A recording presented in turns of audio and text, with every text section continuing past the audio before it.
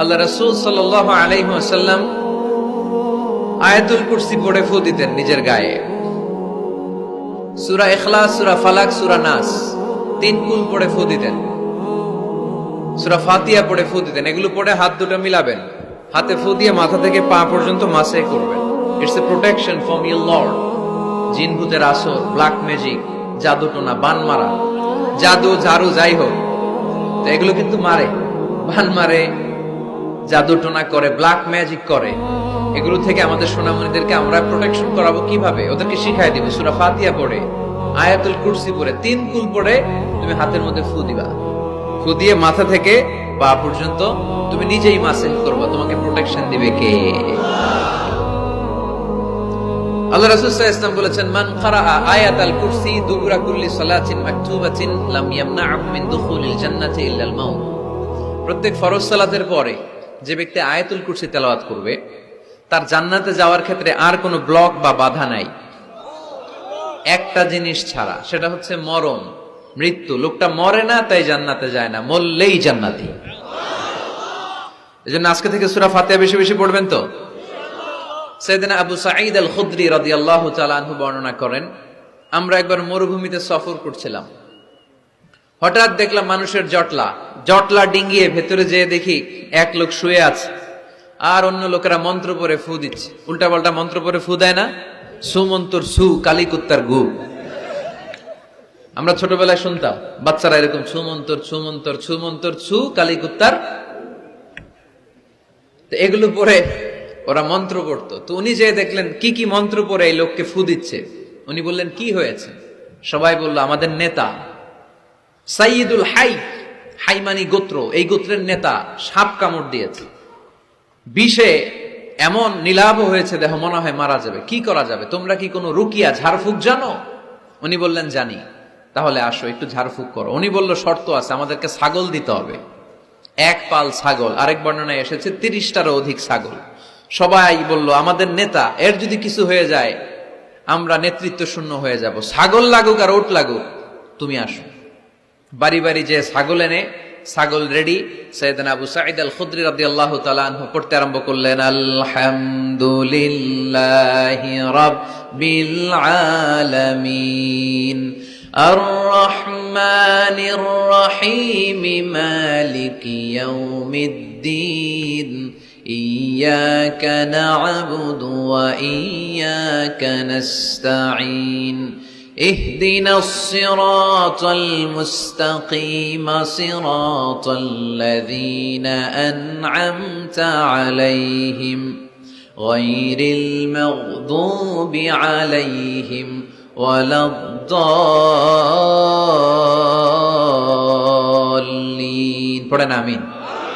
উনি এটা পড়ে ফু দিলেন। ফু দিতে দেরি, মুহূর্তের মধ্যে সোয়া লোকটা বসে গিয়েছে।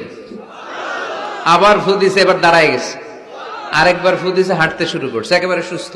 সবাই তো অবাক, টাসকি খেয়ে গেছে।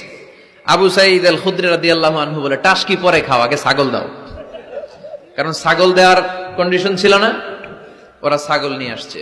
সাইয়েদনা আবু সাঈদ আল খুদরি রাদিয়াল্লাহু তাআলা আনহু আনন্দে এবার ছাগল নিয়ে সাহাবাদেরকে নিয়ে রওনা। পথিমধ্যে লেগেছে প্রচন্ড ক্ষুধা। তখন তারা কয়েকটা ছাগল জবাই করে খেয়েছে। খাওয়ার পরে পেট যখন ঠান্ডা, তখন ব্রেইন সচল। উনি চিন্তা করতে আরম্ভ করলেন, হায় রে, কোরআন দিয়া ঝাড়ফুঁক করে যে ছাগল নিয়ে আসলাম, ওটা যে খাইলাম, এই ছাগল নেওয়া জায়েজ হয়েছে কিনা এই মাসালা তো নবীরে জিজ্ঞেস করি নাই। কিন্তু ছাগল তো অলরেডি পেটে যায় হজম, কি করা? মদিনাতে যে জিজ্ঞেস করবো। মদিনায় যেই আল্লাহ রাসূল সাল্লাল্লাহু আলাইহি ওয়াসাল্লামের দরবারে যে জিজ্ঞেস করলেন, ইয়া রাসূলুল্লাহ, এমন এমন ঘটনা, ঝাড়ফুঁক করে আমরা ছাগল এনেছি, এটা কি জায়েজ হয়েছে? আল্লাহ রাসূল সাল্লাল্লাহু আলাইহি ওয়াসাল্লাম বলে, জায়েজ হয়েছে মানে? অবশ্যই জায়েজ হয়েছে। কোরআনের দাম বাড়ায় দিয়ে আসছো মিয়া, ছাগল কিছু থাকলে আমার ঘরেও পাঠায়। সুবহানাল্লাহ পড়তে পারলেন না?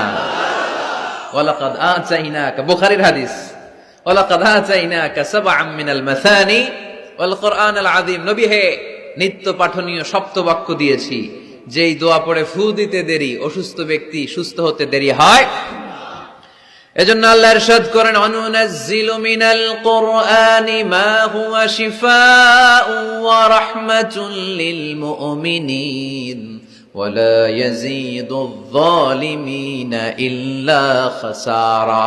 এই কোরআনকে আমি শিফা হিসেবে নাজিল করলাম, এই কোরআনকে আমি রহমত হিসেবে নাজিল করলাম, এই কোরআনকে আমি তোমাদের জন্য হেদায়েত হিসেবে নাজিল করলাম। তোমাদের কোরআন রহমত এনে দিবে, বরকত এনে দিবে, শিফা এনে দিবে, কিন্তু জালেমদেরকে কিছু এনে দিবে না। ঠিক কি না? ওয়ালা ইয়াজিদিল যালিমিনা ইল্লা খাসারা। জালিমদের অকল্যাণ করবে, জালিমদের কল্যাণ নাই এই কোরআনে।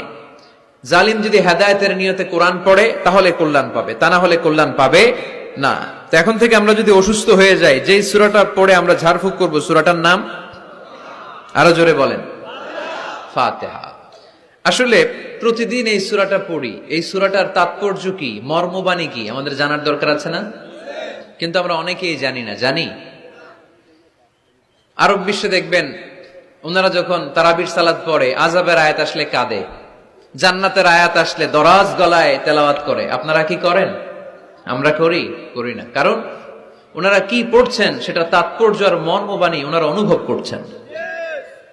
গত বছরের আগের বছর না, গত বছর আমি হজে শায়েখ আব্দুর রহমান আসুদাইসির পেছনে নামাজ পড়লাম।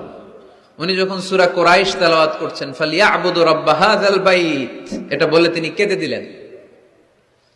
কারণ উনি অর্থ বুঝতে পেরেছেন, আয়াতের অর্থ ফালিয়াবুদু রাব্ব হাযাল বাইত, এই কাবা ঘরের মালিক আল্লাহর ইবাদত করো, এই ঘরের রবের ইবাদত করো। আর ওই ঘরের সামনে দাঁড়িয়ে উনি ইমাম, উনি ওই ঘরের সামনেই দাঁড়ানো আর পড়তেছে এই ঘরের রবের ইবাদত করো। এটা যখন অনুভব করলেন, উনি আর নিজেকে ধরে রাখতে পারলেন না, উনি কান্না জুড়ে দিলেন। উনার পেছনে আমরাও কাঁদতে লাগলাম, কারণ ইমাম যেদিকে মুসল্লিও সেদিকে। উনিও কাঁদে, আমরাও কাঁদি, কারণ অর্থ বুঝতেছি তো। আবার জান্নাতের আয়াত আসলে এমন সুরের ঝংকার তুলে তিনি তেলাওয়াত করে, মনে হচ্ছে যেন এখনই উপর থেকে রহমত নাজিল হচ্ছে। ঠিক কিনা? কিন্তু আমরা যখন তারাবির সালাত পড়ি, আমাদের কখন যে আযাবের আয়াত গেল, কখন যে জান্নাত গেল, আর কোন দিক দিয়ে জাহান্নাম গেল, কোন দিক দিয়ে ইউসুফ নবীর কাহিনী গেল, কোন দিক দিয়ে আমার নবীর ঘটনা গেল, কিছু টের পাই? শুধু আমরাই টের পাই না এমনটা না, যিনি পড়াচ্ছে উনিও টের পায় না। ঠিক কিনা? এজন্য আমাদের চোখ দিয়ে দাঁড় দাঁড় করে পানি নামে না, আমরা অশ্রুসিক্ত হই না। জান্নাতের আয়াত আসলে আমাদের মজা লাগে না, কোরআনটারে মজা লাগাইতে হবে। ঠিক কিনা? বুঝতে হবে মাতৃভাষায়। স্মার্টফোন ইউজ করেন কারা কারা দেখি? ওরে আল্লাহ, সবাই স্মার্ট তো দেখি, এত স্মার্ট মানুষ এখানে থাকে। তো এই স্মার্টফোনের ভেতরে কিন্তু কোরআনের অ্যাপস ডাউনলোড করা যায়। কোরআনের অ্যাপস ডাউনলোড করবেন, করে আপনি পড়বেন, যা বলার আল্লাহ সব বলে দিয়েছে, নতুন করে আর কিছু বলবে না। বলবে? এই কোরআন শুরু হয়েছে বিসমিল্লাহির রহমানির রহিম দিয়ে, বা দিয়ে, আর শেষ হয়েছে যে সূরা দিয়ে, সূরাটার নাম সূরাতুন নাস। ওই সূরার শেষ আয়াতটি এরকম, মিনাল জিন্নাতি ওয়ান নাস, শেষে সিন। বা আর সিন মিলালে কি হয়? বাস। এবার বাসে চড়ে কিশোরগঞ্জ শহর যাবেন? এই বাস কি ওই বাস না, এই বাস মানে যথেষ্ট, বাস মানে এনাফ, সাফিসিয়েন্ট। মাঝে মাঝে এরকম হয়, আমরা খাচ্ছি, আমাদের পাতে খাইতে পারি না, আরো তুলে দেয়, কারণ হুজুর একদিন পাইছে, খাওয়াই আজকে মাইরা ফেলবে। তো আমরা বলি বাস বাস, আর লাগবে না ভাই, আর পারছি না, বাস মানে যথেষ্ট আমার জন্য। তো আল্লাহ বুঝাতে চাইলেন 30 পারায় যা দিয়ে দিছি হেদায়েতের জন্য, বাস যথেষ্ট, নতুন করে কোনো কথার দরকার নাই। চিল্লায় বলেন ঠিক কিনা? It's a problem solving methodology, it's not a problem creating methodology. Quran কখনো প্যাচ লাগায় না, প্যাচ খোলে। এই যে সুতা দিয়ে বাঁধতে গেলে অনেক সময় প্যাচ লেগে যায় না, এটা কি বলেন আপনারা? গিট্টু। এই কোরআন কি গিট্টু লাগায় নাকি গিট্টু খোলে? সমস্যা তৈরি করে না সমাধান এনে দেয়? সমাধান চাও যদি জীবনে মরণে, ফিরে যাও খোঁজে নাও, চোখ রাখো কোরআনে। ঠিক কিনা? পড়েন সবাই। সমাধান চাও যদি জীবনে মরণে, ফিরে যাও খোঁজে নাও, চোখ রাখো কোরআনে। If you want the solution this দুনিয়া এন্ড আখিরা, go back, have a look to the holy কোরআনে। তাই না? সমাধান যদি চাই, চোখ রাখতে হবে কোথায়? নাকি এটিএন বাংলার পর্দায়? আসিতেছে আগামী শুক্রবার ওই পর্দায়, রঙিন পর্দায়, রূপালী পর্দায়, যেই বইয়ের দিকে চোখ রাখতে হবে বইটার নাম কোরআন। কোরআন, প্রিফেস অফ দ্য বুক।